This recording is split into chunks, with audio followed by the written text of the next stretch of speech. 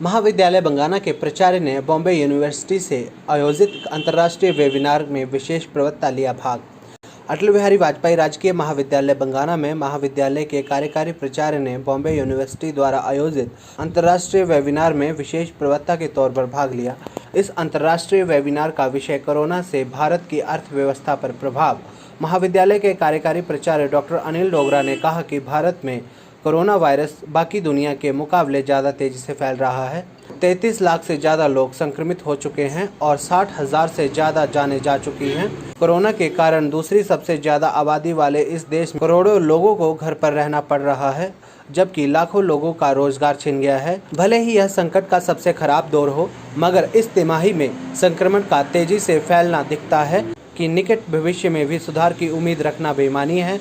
बढ़ती महंगाई और सरकारी खर्च बढ़ने के बीच सरकार की व्यापक आर्थिक नीति को मुश्किलों का सामना करना पड़ रहा है। इसका मतलब है कि ऐसा कुछ नज़र नहीं आता है जो बाकी साल भी अर्थव्यवस्था को लगातार गिरने से बचा सके। कोरोना वायरस का फैलाव रोकने के लिए लगाए गए लॉकडाउन के कारण पिछले तिमाही में देश के ज़्यादातर हिस्सों में कारोबारी गतिविधियाँ पूरी तरह थम गई थी। 18 से 17 अगस्त के बीच 50 अर्थशास्त्रियों की ओर से किए गए इस पोल के मुताबिक इस दौरान भारतीय अर्थव्यवस्था लगभग 18.3% सिकुड़ गई है। पिछले पोल में इसके 20% घटने का अनुमान था। ऐसे में ताज़ा पोल का आंकलन थोड़ा बेहतर है, मगर 1990 के दशक में मध्यम से अब तक की सबसे खराब दर है। चालू तिमाही में अर्थव्यवस्था के 8.1% और अगली तिमाही में 1.0% सिकुड़ने का अनुमान है। यह स्थिति 29 जुलाई को किए गए पिछले पोल से भी खराब है। भारत सरकार को लगातार विकास की गति को अवलोकन करने की आवश्यकता है।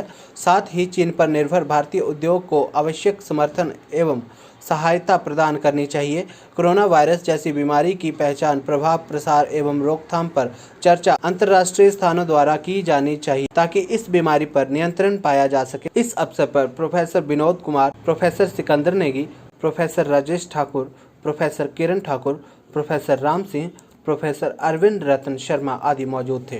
Product means raw material is also being manufactured indigenously in the parallel to the self-reliance policy of the incumbent government. This is something change you see. In the lockdown period, it was something people were suffering. Millions of people became jobless. They were retrenched. They were thrown out of the job, fired, this, that. And this is not because that time our economies or the manufacturing units were not doing good, but because of this exogenous factor, in terms of coronavirus, this really affected the manufacturers badly, and because of lack of when the manufacturing units are not able to cope up with such a very terminal disease, only alternative they had to say goodbye to their old and very homely workers. Those had gone back to their home in the entire lockdown. कुटलहर समाचार के लिए रोहित संधू की थी ये report. धन्यवाद।